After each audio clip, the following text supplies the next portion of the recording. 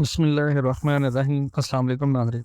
सबसे पहले मैं तो आप लोगों को बता दूं, लास्ट भी कल कुछ ओल्ड वीडियोस अपलोड हुई हैं जो मैंने लास्ट में आपको एक्सप्लेनेशन दी थी। अगर इस तरह की कोई वीडियो आए तो हमें अभी इस वक्त चैनल की हैकिंग का सामना है, जिसको पूरी कोशिश में मैं और टीम कर रहे हैं कि हम इसको फ़ौरन जो है वो इसको सेट कर लें।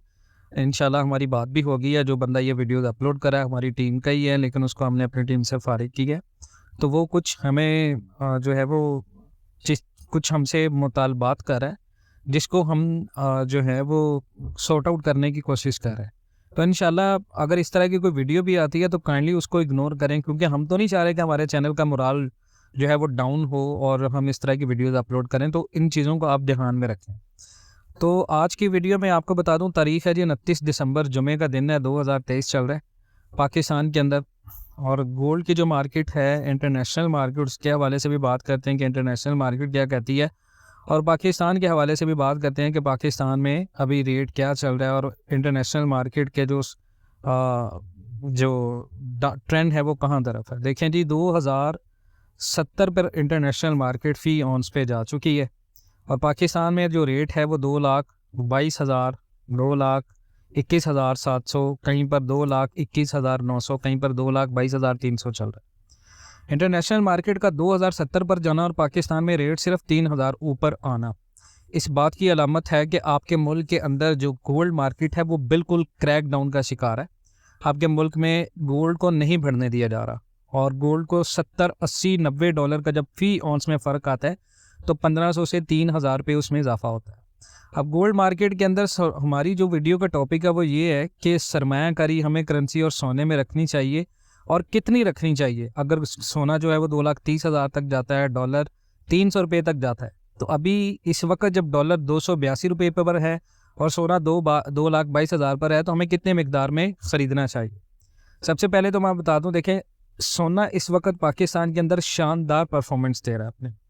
ये मैं लास्ट में प्रेडिक्शंस कर चुका था। बहुत सारे लोग तब भी नेगेटिव कर रहे थे कि गोल्ड नहीं बढ़ेगा, नहीं बढ़ेगा। तब भी कहा था कि गोल्ड बढ़ेगा। 2,06,000 की जितने लोगों की बाइंग थी फ़ायदे में है, 2,14,000 की जितने लोगों की बाइंग थी फ़ायदे में है, 2,16,000 की जितने लोगों की बाइंग थी वो फ़ायदे में है। ये 3 बाइंग कराई हैं अभी तक, 2,6 की, 2,16 की, 2,14 की। तीनों बाइंग में किसी को भी नुकसान नहीं हुआ। डेट मीन्स कि अभी आपका गोल्ड जो है वो बेहतर परफॉर्म करने वाला है। स्टॉक मार्केट आपकी 61,000 की हद पर चल रही है।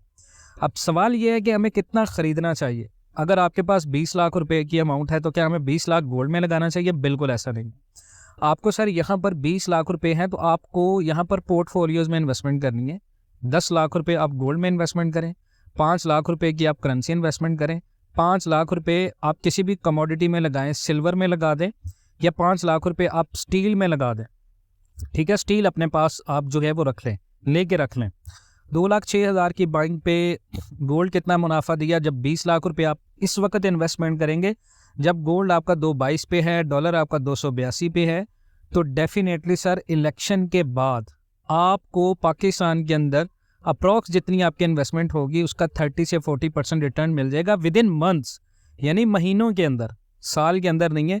अगर आप कहीं पर इन्वेस्टमेंट करते हैं, प्रॉपर्टी लेते हैं, तो वो लॉन्ग टर्म इन्वेस्टमेंट होती है, चाहे 2 साल में अपना रिटर्न दे, चाहे 3 साल में अपना रिटर्न दे। लेकिन यहाँ पर आपको गोल्ड अपना रिटर्न देगा, स्टील अपना रिटर्न देगा, करेंसी अपना रिटर्न देगी, लेकिन विद इन मंथ्स देगी।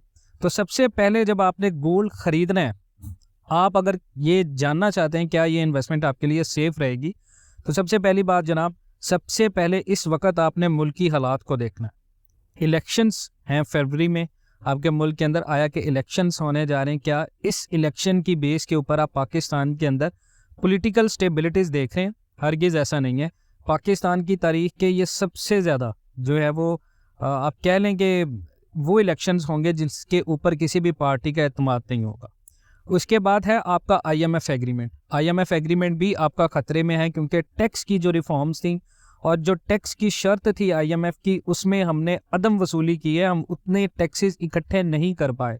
तो IMF हमें ये क्लेम कर रहा है कि इसकी बेस के ऊपर आपका एग्रीमेंट भी ख़तरे में पड़ सकता है। तो अगर ये एग्रीमेंट नहीं होता तो जो डॉलर की मैनिपुलेशन चल रही है, 282, पिछले 10 दिन से हम डॉलर को गिरा रहे हैं, चाहे मार्केट के अंदर डिमांड और सप्लाई को कंट्रोल करके तो वो आपकी आउट ऑफ बैलेंस होगी। 12 अरब डॉलर आपके अकाउंट में पड़े हैं, जिसमें करीबन 6 अरब डॉलर आपके कमर्शियल बैंक्स में, जो कि पाकिस्तानियों की अमानत है। तो अगर वो भी नहीं रहेंगे, 6 अरब डॉलर है, तो आपको हर हफ्ते की जो आपकी इंपोर्ट होती है उसको कवर करने के लिए आपको 85 टू 90 जो मिलियन डॉलर्स होते हैं वो रिक्वायरमेंट होती है। तो आपने सबसे पहले इन चीज़ों को देखना, क्या पाकिस्तान के अंदर कैपेबिलिटीज़ हैं अभी, क्या अभी की जो मुल्की हुकूमत है, मुल्की हालात हैं वो सूट करते हैं। उसके बाद आपने वर्ल्ड बैंक की रिपोर्ट को देखना है, जो कि साफ साफ कह रही है कि आपके मुल्क के अंदर अमीरों से टैक्स नहीं लिया जाता, गरीबों से टैक्स लिया जाता है। माफियाज हैं आपके मुल्क में जिनको आप कंट्रोल नहीं कर पा रहे, ये वर्ल्ड बैंक कह रहा है, ये हम नहीं कह रहे। उसके बाद न्यूज़ नेक्स्ट आपने स्टॉक मार्केट देखना है। 61,000 की हद है, वो बहाल हुई है, लेकिन दोबारा फिर गिरने के चांसेस हैं।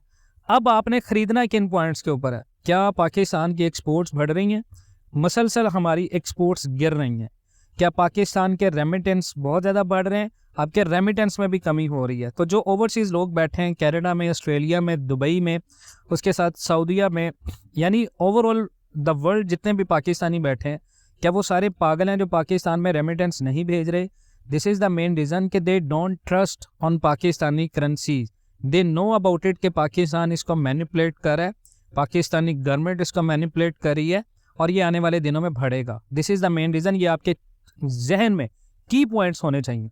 उसके बाद है जी, क्या स्पेशल इन्वेस्टमेंट फैसिलिटेशन काउंसिल यानी SIFC वो जो दावे कर रही है कि पाकिस्तान के अंदर इतनी इन्वेस्टमेंट्स आ रही हैं, तो ये वो चीज़ें हैं जो इन फ्यूचर हैं, इन फ्यूचर में ये दावे हैं। 1947 से टिल 2023 तक पाकिस्तान में इस तरह के बहुत सारे दावे हुए हैं। आई होप इट कि वो पाकिस्तानी जो एस्टेब्लिशमेंट की तरफ से इसको सपोर्ट किया गया, तो ये चीज़ काम करेगी, लेकिन इसमें थोड़ा सा वक्त लगेगा। तो क्या आपको मार्केट में स्टेबलाइजेशन नज़र आ रही है? क्या आप मार्केट विजिट करते हैं, चीज़ें आपको सस्ती मिल रही हैं? अगर ये सारी चीज़ें हो रही हैं तो फिर आप अपने मिकदार को कम करें। अगर ये सारी चीज़ें नहीं हो रही, देन आप इसको ख़रीदें अकॉर्डिंग टू अपनी holding capacity, according to your holding capacity आप इसको ख़रीदें। आप 10 लाख का खरीदते हैं, 5 लाख का खरीदते हैं, इट डिपेंड ऑन यू कि आप कितना इसको होल्ड कर सकते हैं। मज़ीद इस तरह की अपडेट्स के लिए जुड़े रहें पाकिस्तान एंड वर्ल्ड TV के साथ। इंशाल्लाह मिलते हैं नेक्स्ट वीडियोज़ में, तब तक के लिए अल्लाह हाफिज़।